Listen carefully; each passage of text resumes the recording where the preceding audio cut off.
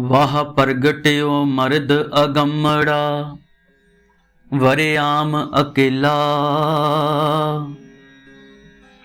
वाहो गोबिंद सिंह, आपे गुर चेला। वाहो गोबिंद सिंह, आपे गुर चेला। वाहेगुरु जी का खालसा, वाहेगुरु जी की फतेह।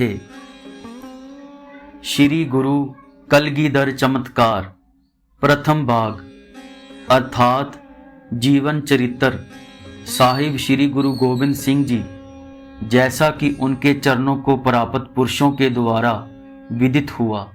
लेखक भाई साहिब डॉक्टर वीर सिंह।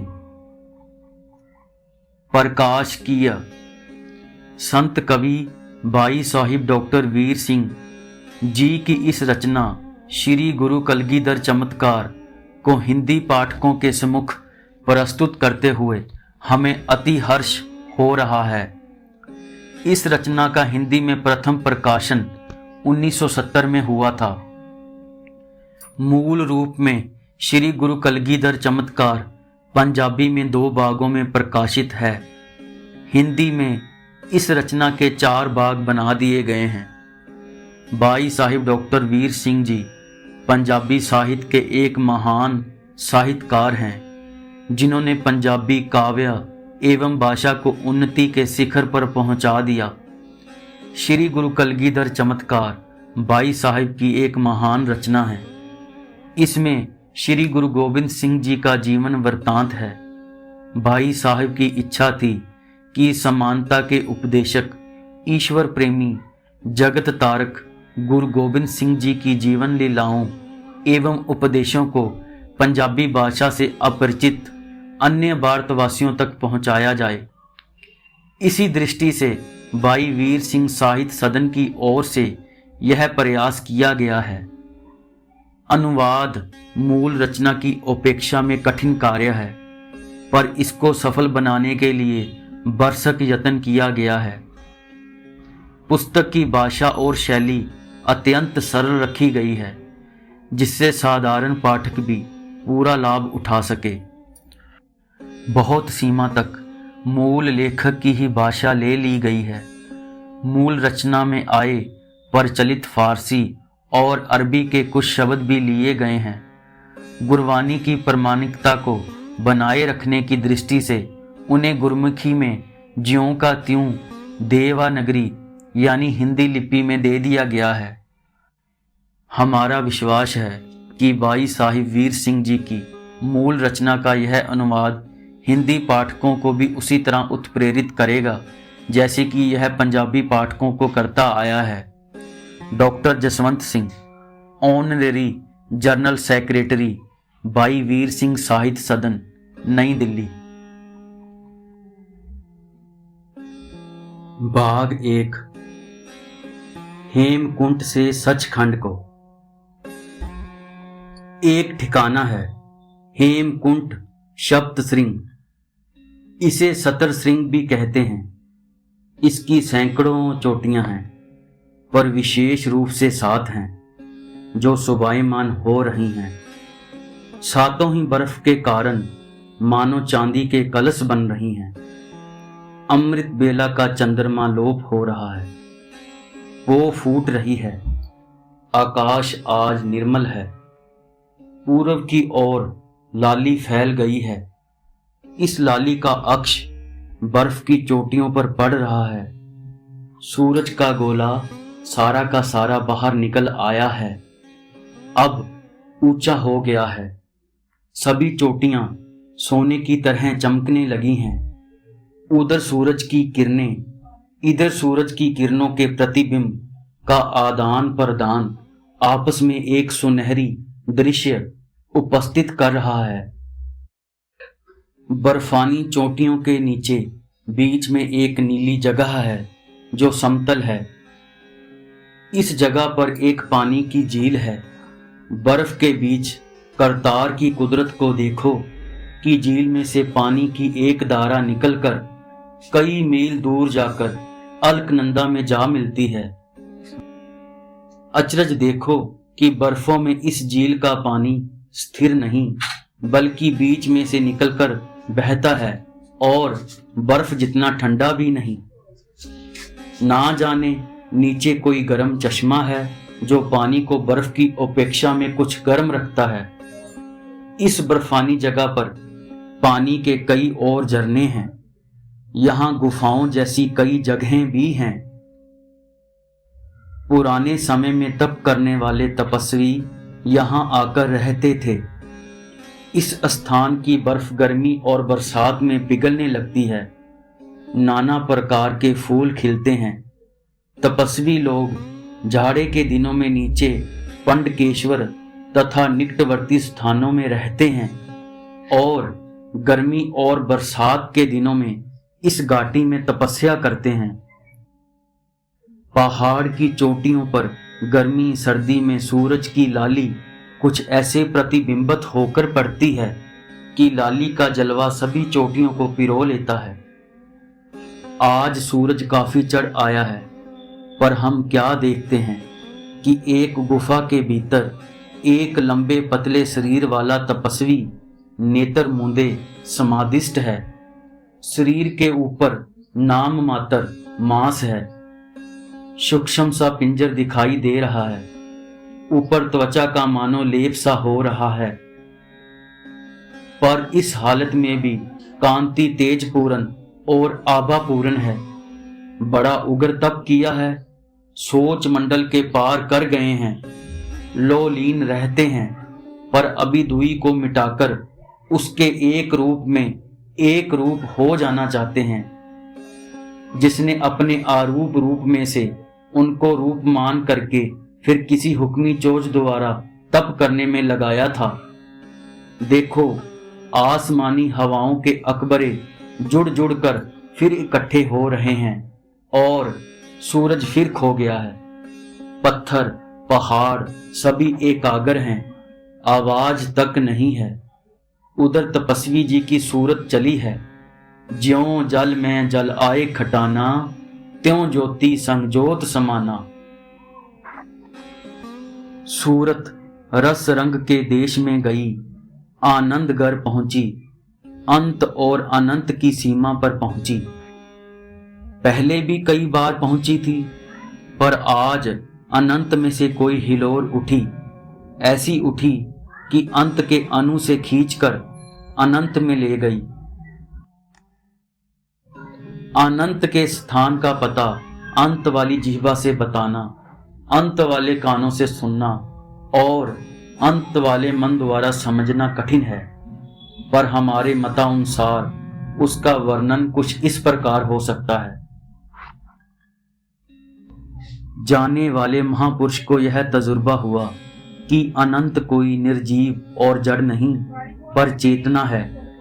वह अनंत कोई प्राणहीन ना समाप्त होने वाला समय नहीं, पर चेतनाकार अस्तित्वपूर्ण मूर्त अमूर्त अकाल मूर्त है। वह अनंत कोई एक रस रहने वाली निर्जीव तत्वों की दशा या अदशा नहीं, पर अयोनि अनादि अनंत चेतना स्वरूपता और आनंद स्वरूप है। पर इस प्रकार नहीं जिस प्रकार हम समझते हैं, उस प्रकार है जिस प्रकार हम नहीं समझते। पर अनंत आप समझता है, निर्विकार एक रस है। उसमें गई सूरत को मानो अचंबा हो रहा है कि पार ब्रह्म पूर्ण ब्रह्म में उसका अस्तित्व, उसका मान, उसके आनंद और प्रेम के अलावा कुछ और भी खेल है, जिसके साथ वह निष्क्रिय ही है, पर फिर भी सभी क्रियाएं उसकी हैं। हाँ, वह अंग रहत है, पर सहस नेत्रों वाला चोजी होकर वह आप सब नैनों की ज्योति है। वह अलेप है, पर सारा आडंबर उसमें है। आप देखते हैं कि अनंत में यह करिश्मा है, पर फिर भी अनंत अनंत ही है। वह अनंत अंत में नहीं आता। उसके कार्य और विचार भी अंत में नहीं आते। कोई करिश्मा है जो हमारे विचार से परे है, इस करिश्मे का नाम हुक्म है। उस समय प्रयात ज्योति तपस्वी जी को मानो ख्याल आया कि धरती के विद्वान पुरुष अनंत की सीमा किस प्रकार बांधते हैं। वे सीमित होकर असीम के कार्यों और विचारों को अपने कार्यों और विचारों के बराबर किस प्रकार गढ़ लिया करते हैं। ये जो आप अनंत है, उसके कार्य और विचार भी अनंत हैं। जैसे इनके कार्य और विचारों को समझना असंभव है, वैसे ही उनके कार्यों और विचारों के विषय में कुछ कहना भी असंभव है। यदि धरती के विद्वान अपने पास ही देखें तो वहां भी एक जल रूप समुद्र है, पर उस समुद्र में भी धरती की तरह नदियां चलती हैं।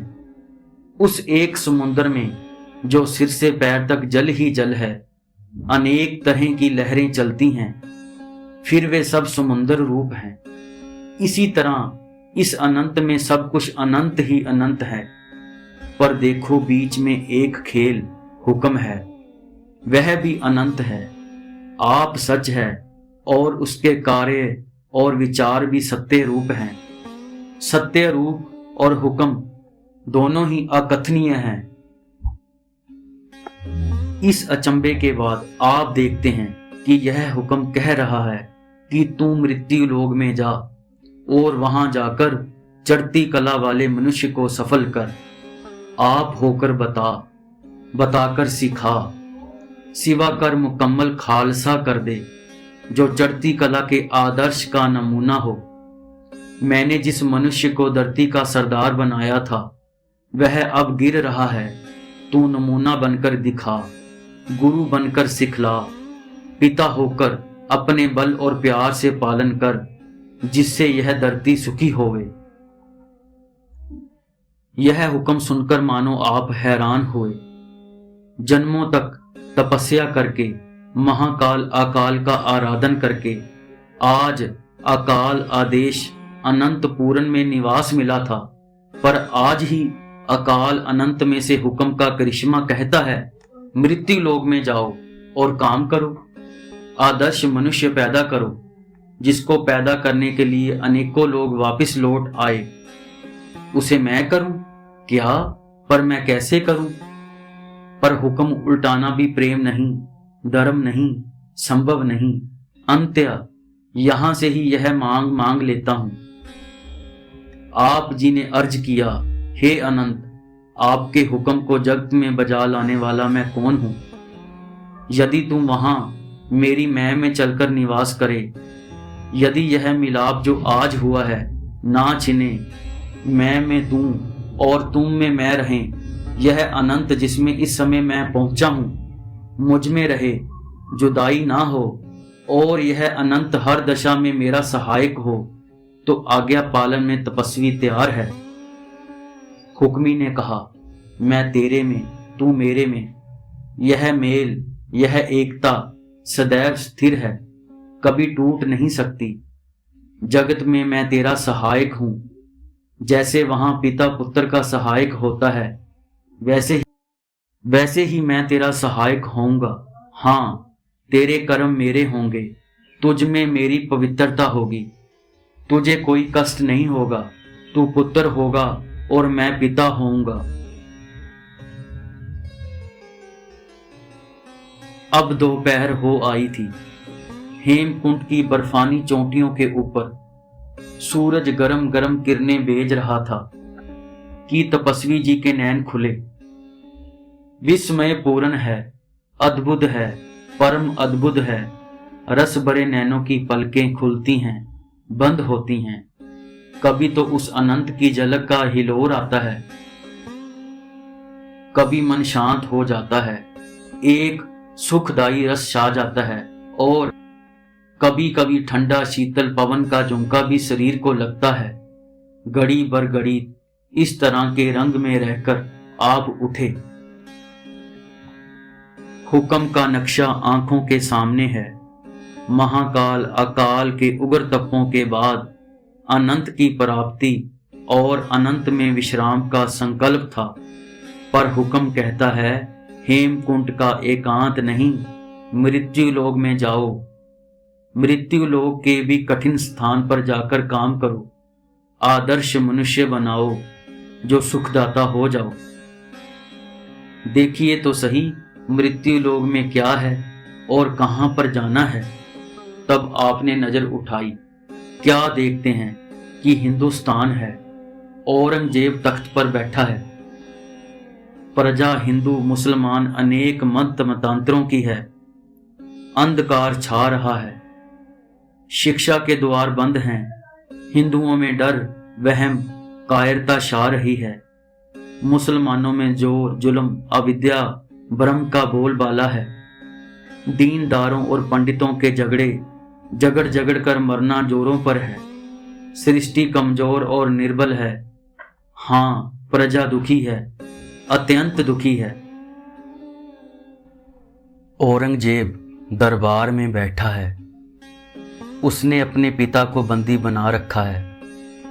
बड़े भाई दारा का सिर काटकर औरंगजेब के सामने लाया गया। उसने हुक्म दिया, इसका मुंह बली भांति धोकर साफ किया जाए। फिर पहचान कर कहता है, हाँ ठीक है, यह दारा ही है। उसके मन में ठंडक पड़ती है, फिर आंखों में आंसू भर भर आते हैं। एक बाप के बेटे जो इकट्ठे खेले पले थे, वहाँ पातशाही, एक भाई कातिल और दूसरा भाई मकतूल। एक भाई तख्त पर बैठा है और उसके सामने दूसरे भाई का सिर ताश में पड़ा है। जी हाँ, औरंगजेब को फतेह प्राप्त हुई, सभी भाइयों को आधीन कर लिया और बादशाह बन गया। इस शुक्राने में दिल्ली की मस्जिद बनवाई गई थी। जी हाँ, मजहब का पर्दा अपने दिल और जनता के बीच में फैलाकर डाल रहा है। उस सफलता के लिए जो उसे अपनी बदी के द्वारा प्राप्त हुई है, ईश्वर का शुक्र कर रहा है। उधर भाइयों और रिश्तेदारों का कत्ल किया जा रहा है, इधर मस्जिद का निर्माण हो रहा है कि ईश्वर का शुक्रिया है। हिंदू का बादशाह फकीरी लिबास में मस्जिद में आता है और इमाम का काम करता है, पर हाँ, एक और उसका हाथ प्रार्थना में खुदा की ओर उठ रहा है, दूसरी ओर उसका दूसरा हाथ अपने रिश्तेदारों के कत्लनामों पर हस्ताक्षर कर रहा है। यह कपटी बादशाह कई एक डोंगी फकीरों का भी अच्छा साथी बनता है। दरबार लगा हुआ है। सुलेमान को औरंगजेब के सामने लाया गया। उसने प्रार्थना की कि मुझे औषधियां पिलाकर खराब करने के स्थान पर एकदम ही मार दिया जाए। सभी दरबारी रो उठते हैं। औरंगजेब दयालु बनकर इकरार करता है कि तू सुरक्षित है, खुशहाल रहेगा। दरबार में एक परदेसी बर्नियर भी बैठा है। उसके सामने बातचीत हो रही होती है, पर औरंगजेब अपने दिए हुए वचन को तोड़ता है। उसका भाई और मुराद का छोटा लड़का तीनों ग्वालियर में थोड़े समय के पश्चात मार दिए जाते हैं। औरंगजेब के हुक्म से हिंदुओं पर जजिया कर लग रहा है। हुक्म हो रहा है कि प्रतिविष्ट सम्मत का प्रयोग ना किया जाए। यह सूरज के उपासकों का तरीका है। अंत चंद्रमा वाला सम्मत शुरू हुआ है, चाहे इसमें कितने ही दोष थे। मूर्ति पूजा के वे त्योहार जिन्हें कुछ दिखावे के साथ मनाया जाता था, जबरदस्ती बंद किए गए। हिंदू त्योहारों पर लगाए जाने वाले मेले बंद किए गए। सड़कों के कर बढ़ा दिए गए। राग, नृत्य, बांड और महलों के गायक रागी सबके विरुद्ध हुक्म हो गया। कवि और ज्योतिषी हटा दिए गए। कविता की रचना करना और कविता पढ़ना बंद किया गया। इतिहास लिखने की मनाही कर दी गई। मुकदमे मुसलमानी तरीके धार्मिक नियमों के अनुसार किए जाएं, इस तरह के हुक्म दिए गए। हाँ, औरंगजेब फरमान जारी करवा रहा है कि हिंदुओं को सरकारी पद ना दिए जाएं, सभी पदों पर मुसलमान रखे जाएं। औरंगजेब मस्जिद को जा रहा है। हिंदू बाजार में अर्ज करने के लिए खड़े हैं कि जजिया माफ कर दिया जाए। बाजार भरे पड़े हैं, कोई रास्ता नहीं। हुक्म होता है कूच। हाथी और घोड़े दौड़ने लगते हैं और जनता को कुचलते निकल जाते हैं। पातशाह को अपने दीन धर्म का हठ हो गया है। वह केवल हिंदुओं के विरुद्ध ही नहीं था, बल्कि शिया मुसलमानों और सूफियों के विरुद्ध भी था।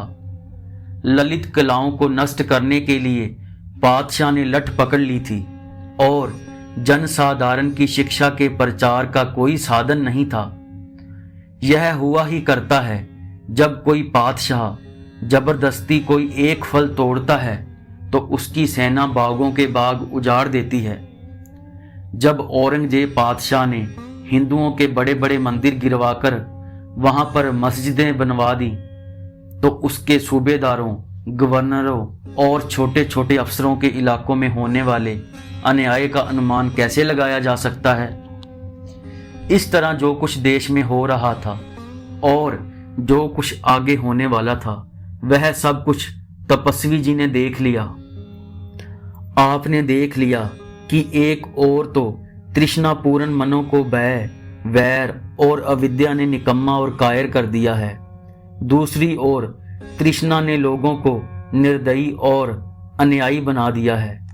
ईश्वरीय मनुष्य अथवा बंदा या आदर्श व्यक्ति तो कोई दिखाई ही नहीं देता।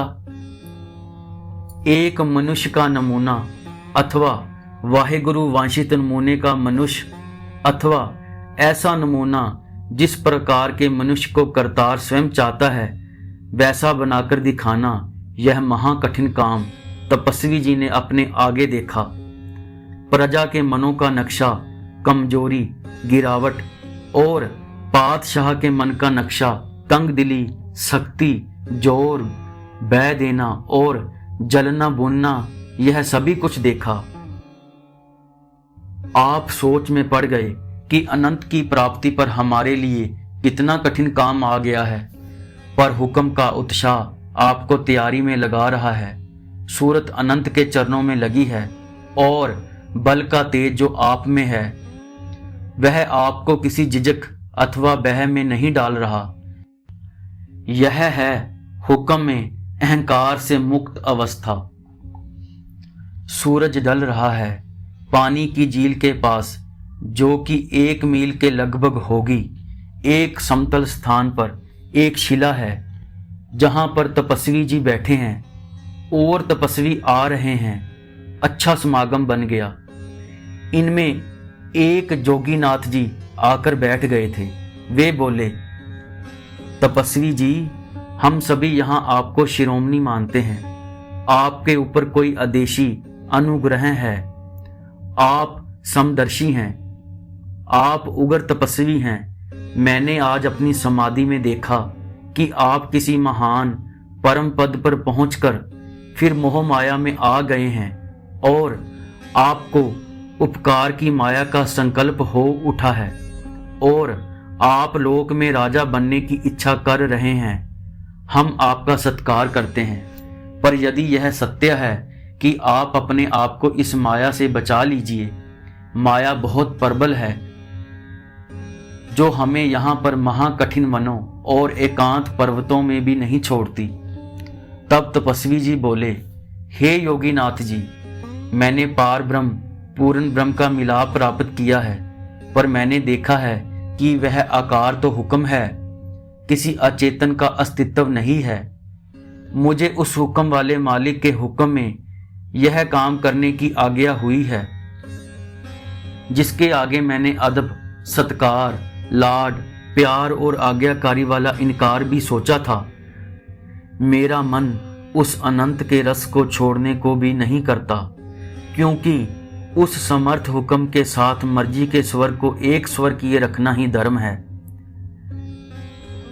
धरती में से पानी बहुत मुसीबतें सहकर सफर करते समुद्र में पहुंचा। आगे से यदि समुद्र आज्ञा दे कि हवा बनकर आकाश पर चढ़ो और धरती पर बरसो और ठंडक पहुंचाओ, तो बताइए पानी क्या करे। हुक्म के आगे शीश झुकाना ही धर्म है। सन्यासी जी बोले, हे तपस्वी राज, आपका वाक्य सत्य है, मान्य है, पर उस अविनाशी निर्विकार में इच्छा नहीं हो सकती। यह तो आपको माया ने भुलावे में डाला हुआ है। तपस्वी जी बोले, मैं क्या कहूँ, मैंने देखा है, आपने अभी देखा नहीं। जो वासना आप कहते हैं, ठीक वासनाएं मन से ही उत्पन्न होती हैं, पर अनंत का शरीर और मन नहीं है, वहां पर यह वासनाएं नहीं हैं। भाइयों सज्जनों, एक बात पर विचार कर लीजिए। यह तो मैंने हुक्म की बात बताई है, यह मेरे लिए तो दृढ़ निश्चय वाली बात है, उसमें किसी संशय अथवा भ्रम का कोई स्थान नहीं है। मैं आंखों देखी और आप बीती कह रहा हूं, अर्थात प्रत्यक्ष देखी बात कर रहा हूं। परंतु यदि आप लोगों को कोई संशय है तो एक बात का विचार कर लीजिए। मुझे किसी प्रकार की तृष्णा का संकल्प नहीं हुआ, मेरे अंतस में कोई उत्कृष्ट शक्ति उत्पन्न नहीं हुई। चित्त बिल्कुल निवृत्त में है, त्याग में है। दूसरी बात यह है कि मेरा क्या काम है, अर्थात मेरे वहां जाने का क्या फल अथवा प्रयोजन है, यह सुन लीजिए। मुझे वहां जाकर अपने लिए कोई मालकी, राज, बड़ाई पैदा नहीं करनी। मुझे एक आदर्श व्यक्ति अथवा मनुष्य का नमूना पैदा करना है, जिससे जगत में इंसान सुखी होवे। तीसरी बात यह है कि मुझे भी दिख रहा है कि शारीरिक दृष्टि से तो मेरे चारों ओर खेद ही खेद होंगे। जिस कार्य में पहले दुख ही दुख दिखाई पड़ जाएं, उस कार्य की ओर तृष्णा की रुचि कभी भी नहीं हो सकती। ब्रह्म ऋषि जी बोले, हे तपस्वी राज, मैंने पहले ही विनती की है कि 3 काल तो जगत हुआ ही नहीं। इस संकल्प मात्र की उपाधि को मारिए और रस लीजिए। जगत को काहे का दुख, काहे का सुख, कौन अत्याचारी, कौन कायर, कौन वीर, सभी मन की कल्पना है। यह कल्पना दुख रूप है, बंधन रूप है, यह संकल्प ही व्याधि रूप है। इसके ख्याल का त्याग कीजिए, कोई हुक्म नहीं। काहे के लिए इस परम वीतराग दशा का त्याग करके दोबारा जगत में पाव रखते हो? तपस्वी जी बोले, दलील, सोच विचार सभी मनों के हैं। मन देश काल में है, मन सीमा में है, मन अंत में है। इसकी परख की कसौटी अंत वाले मामलों की किसी हद तक टोह मात्र हो सकती है, अनंत के ऊपर यह हावी नहीं है। मेरी इच्छा है कि किसी तरह अपनी अनंत में प्राप्त हुई साक्षात्कारता आपके सामने कहूं, पर कह नहीं सकता। मेरी इस समय की बुद्धि और मन मुझे जाने से रोक रहे हैं। मेरा चित्त भी जाना नहीं चाहता, पर हुक्म में कैसे कहूं, कहा नहीं जाता। हुक्म अमिट है, अमुंड है और सत्य है। सभी बोले, अच्छा, सूर्य अस्त का समय हो गया है, अब चलें। विचार फिर सही। सभी सज्जन उठे, नमस्कार किया और अपनी अपनी गुफा आदि में चले गए। सप्त श्रृंग की बर्फानी धरती हरी हरी हो गई है। अनेक प्रकार के रंगों के फूल खिल रहे हैं। आज धूप खूब चमकी है, सर्दी कम हुई है। सभी सज्जन उस तपोभूमि पर फिर इकट्ठे हुए, फिर बातचीत चली। एक तपस्वी जी बोले, हे शिरोमणि जी, उस दिन बातचीत के पश्चात मेरा मन बहुत सोच विचार में लगा रहा। रात को एक स्वप्न तो नहीं, पर एक और प्रकार की झलक दिखाई पड़ी। मुझे बुद्ध जी महाराज के दर्शन हुए। आप कहने लगे, तुम बख्शे हुए तपस्वी जी को मत रोको, वे वास्तव में बहुत ऊंचे आदमी हैं और वे जाकर अत्यंत आवश्यक काम करेंगे। ऐसे काम तृष्णा, वासना, संकल्प, विकल्प आदि में नहीं होते। यह कार्य जगत के प्रबंध के लिए महाकार्य हैं, जो जगत के केंद्र से, ज्ञान के दूरे से ब्रह्मांड के प्रयोजनों के लिए होते हैं। उनका अंत और फल निवृत्ति मूलक ही होता है। फिर कहने लगे, हम भी जगत में गए थे, हमने भी इंसानियत का आदर्श कायम किया था, स्वयं नमूना बने थे और दूसरों को भी नमूना बनाया था और यह नमूना चला भी दिया। इस नमूने में एक तो चेतन केंद्र के साथ सूरत भी चुभन नहीं थी, दूसरा जगत के व्यवहार में मर्दानगी के अंश की कमी थी। इसलिए धीरे धीरे कमजोरी और गिरावट इसके साथ मिल गए। बस फिर रीत रिवाज और दिखावे आ गए। हिंदू में से यह मत दूर ही हो गया। दूसरी जगहों पर ललित कलाओं और वहाँ के पहले मर्दानगी के आदर्शों के साथ मिलकर हमारा मत अब तक थोड़ा बहुत चलता रहा है। अब अनंत द्वारा इनको जाने की आज्ञा हो रही है। अंत, हे जी, आप जरूर जाइए।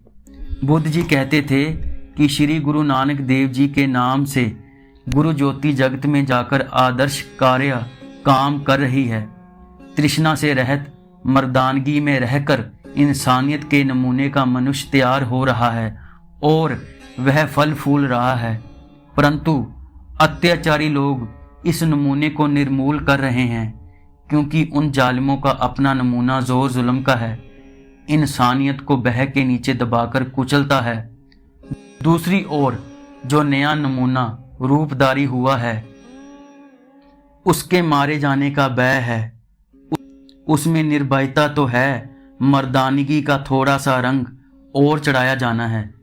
इसलिए अब बख्शे हुए तपस्वी जी वहां जाएंगे और उस नमूने की रक्षा करेंगे और उसमें अब जो अधिक मर्दानगी और स्वयं रक्षा की जरूरत है उसे बढ़ाएंगे। योगी राज जी, आपने सच कहा। मुझे भी समाधि में प्रकाश दिख पड़ा। पहले गोरख जी के दर्शन हुए। वे कहने लगे, योग का आदर्श लोप हो रहा है। योग का आदर्श लोप हो गया है। पतंजल जी ने जो कुछ आदर्श कायम किया था, उसके नमूने का कोई आदमी राजयोगी भी नहीं मिलता। पत्थर उठाकर विचार करना ही शेष रह गया है। जिस आदर्श का नमूना ही ना मिले, उसे अपने शास्त्र के प्रयोजन साहित्य लोप समझिए। विशुद्ध हठ योग भी अब कम हो गया है। यदि कुछ है भी तो वह नाटकों चेटकों के लिए ही रह गया है।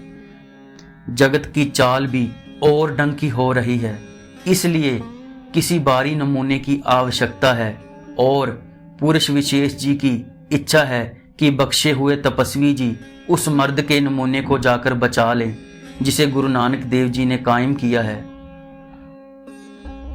आजकल नवी ज्योति अत्यंत कठिनाइयों में काम कर रही है और 10वें गुरु अब यह महाबली रूप धार कर वही ज्योति बनकर उस काम को सिरे चढ़ाने के लिए जाएंगे। सन्यासी दशा वाले मुनि जी, हे सज्जनों, आश्चर्य है, मुझे भी दर्शन हुए और वे दर्शन तो शिव जी के थे। आप कहने लगे, दुष्ट दमन जी को ना रोकिए, वे हुक्म में महान कार्य करने के लिए जा रहे हैं। नीरा वेदांत तो संन्यास में ले गया है, प्रजा महापुरुषों से खाली होकर दुख पा रही है। नए आदर्श मनुष्य की आवश्यकता है जिसे आप जाकर पूर्ण करेंगे। फिर बिशन दास जी बोले, मुझे भी आज दर्शन हुए और वे दर्शन कृष्ण जी के थे। आप कहने लगे, तुम अपने कल्याण के लिए तप कर रहे हो, परंतु जगत के प्रबंध की सूझ संपूर्ण हो चुके और परम पद को प्राप्त कर चुके लोगों को होती है। अपने अपने समय में महापुरुष ऊपर से जाकर जगत में काम करते हैं, पर कोई ना कोई उस मनुष्य के नमूने में कमी डालकर गिरावट पैदा कर देती है। ईश्वरीय प्रयोजन यह है कि प्रत्येक वस्तु खिले और कमाल तक पहुंचे। जगत में इस समय इंसान अपने कमाल पर नहीं है। देखिए, जब कुदरती तौर पर गुलाब का पौधा खिलता है तब उसमें कमाल की दशा होती है, पर मनुष्य या तो मार खा रहा है या दूसरों को मार रहा है। अगम खेड़े में लहलहाता और इंसानी कमाल में झूमता हुआ इंसान दिखाई नहीं देता। हमने इसलिए गीता के सांख्य और योगी के झगड़े मिटाकर एक केंद्र पर योगी का आदर्श कायम किया था। अर्जुन को नमूना बनाया था। उसने सब कुछ समझा था, पर मर्दानगी के आदर्श पूर्ण स्थान पर आकर वह फिर उदासी में पड़ गया था और तृष्णा रहित मर्दानगी तथा इंसानियत के आदर्श पर आकर उसने हिलोर नहीं खाया था। पर अंत में जब हमने उसे क्षत्रिय धर्म की बात कही तब वह चमक उठा। यह कमाल का कमाल है और इसका नमूना वास्तविक जीवन का नमूना, चढ़ती कला का आदर्श। इसे ही कायम करने के लिए बख्शे हुए तपस्वी जी जा रहे हैं। इन्हें मत रोको। ये महान माया रहित, अहं से परे, तृष्णा रहित कार्य पर जा रहे हैं। हमारी कमी को पूरा करेंगे। अल्लाह यार तपस्वी जी जो थोड़े समय से आकर एक ठिकाने पर बैठकर तप कर रहे थे, वे आ गए और बोले, सज्जनों, मेरी भी एक विनती है। रात को आदेश में मुझे एक आकाशवाणी हुई है। मैंने मोहम्मद साहब को देखा। आप कहने लगे, तुम सभी अल्लाह की हिकमतों में दखल दे रहे हो। बख्शे हुए तपस्वी जी, तुम्हारी तरह इंसान तपस्वी नहीं है। ब्रह्मांड में सबसे ऊंचे दर्जों पर है। उनका तप करना कोई ईश्वरीय वेद है। अब जो उन्हें हुक्म हुआ है वह उनकी अपनी इच्छा नहीं है, वह ईश्वरीय हुक्म है, वह ईश्वरीय राज है। उनको जाकर उपकार करना है। हमने धर्म में वहम देखकर और पत्थरों में लोगों का झुकाव देखकर मर्दानगी सिखाई। वह रंग ज्यादा चढ़ गया। मर्दानगी में इंसानियत कम हो गई। तैमूर और मोहम्मद जैसे अत्याचारी पैदा हो गए, जो कि आदर्श से इतने दूर थे जितने की कायर दूर हैं। ना बाए खाना और न बाए देना, यह कमाल है। जगत में गुरु नानक देव जी ने यह बाए ना देने और बाए ना लेने का आदर्श बांध दिया है। उन्होंने बाबर जैसे जाबर का बाय नहीं माना। अरब, ईरान, रोम में जाकर विद्वानों और जोरदार फकीरों के साथ निर्भय होकर बहस करके फतेह पाई है और आगे प्यार से रास्ते पर लगाया है और बैय नहीं दिया। अब अफसोस है कि उस खूबसूरत नमूने के मनुष्यों को औरंगजेब तबाह करना चाहता है। उसके तंग दिल से जो असर सृष्टि पर पड़ रहा है वह गिरावट का है। वह हमें भी पसंद नहीं। इसलिए यह जरूरी है कि तृष्णा रहित मर्दानगी और इंसानियत का नमूना जगत में चले। अंत्य उस काम पर दाता जी जा रहे हैं। अल्लाह के हुक्म में जा रहे हैं। अल्लाह के हुक्म में जा रहे हैं। उन्हें मत रोको। अब सभी ने कहा, हे तपस्वी जी, आप जाओ, आप चलिए और कृपा करके हमें भी साथ ले चलिए। हमने आपके साथ जिस प्रकार एकांत और बर्फों में स्वतंत्र मौज की है, अब जगत जाल में आपके साथ फिरेंगे और जहां तक हो सकेगा आपका हाथ बटाएंगे। यहां पर हम अकेले क्या करेंगे। इस पर बख्शे हुए तपस्वी बोले, शुक्र है कि आप लोगों के संशय निवृत्त हुए। शुक्र है कि आप मेरे साथ रहेंगे। मेरे लिए अनंत वाहेगुरु का अस्तित्व एक प्रत्यक्ष बात है और इस केंद्र पर निवास करता हुआ मैं सदैव सुखी हूं। आइए आप सब भी इसी दौरे पर टेक लेकर चलिए और हम सब उसका महान कार्य करें। ब्रह्म ऋषि जी बोले, क्या आप अब यहाँ से जगत को चलेंगे। तपस्वी जी बोले, नहीं जी, पहले सचखंड में जाऊंगा। वहां से सच्चे पिता से, उस अनंत से और अनाथ से उसके हुक्म द्वारा जो कुछ प्राप्त होगा उसे पल्ले में बांध कर ले चलूंगा। मैं उस एक के चरणों के साथ सूरत बांध कर चलूंगा। जगत में माया प्रबल है। लोभ की लहर भी निरंतर चल रही है और शरीर गर्क हो रहे हैं। मैं संसार समुद्र में सुरत को ऊंचा रखकर और स्वामी के चरणों में व्यस्त रखकर आप उसकी प्रेम खींच में रहकर काम करूंगा। आप उसकी प्रेम खींच में रहकर काम करूंगा। यह अनुग्रह हो गया है, पर सचखंड में रहकर मृत्यु लोक में जाने की आज्ञा दाता जी ने दे दी है। अंत्य मैं आज जाऊंगा और आपको आज से हरि कीर्ति के अलावा और कोई तप नहीं करना। वापसी पर मैं आपको साथ लेकर मृत्यु लोक जाऊंगा। तात्पर्य यह है कि सभी में हरि जस भर गया, कीर्तन का रसदायक तप आ गया। स्तुति में भरकर तपस्वी जी को मानो सबने हेमकुंड से सचखंड की ओर भेज दिया। स्तुति में भरकर तपस्वी जी को मानो सबने हेमकुंड से सचखंड की ओर भेज दिया। वाहे गुरु जी का खालसा, वाहे गुरु जी की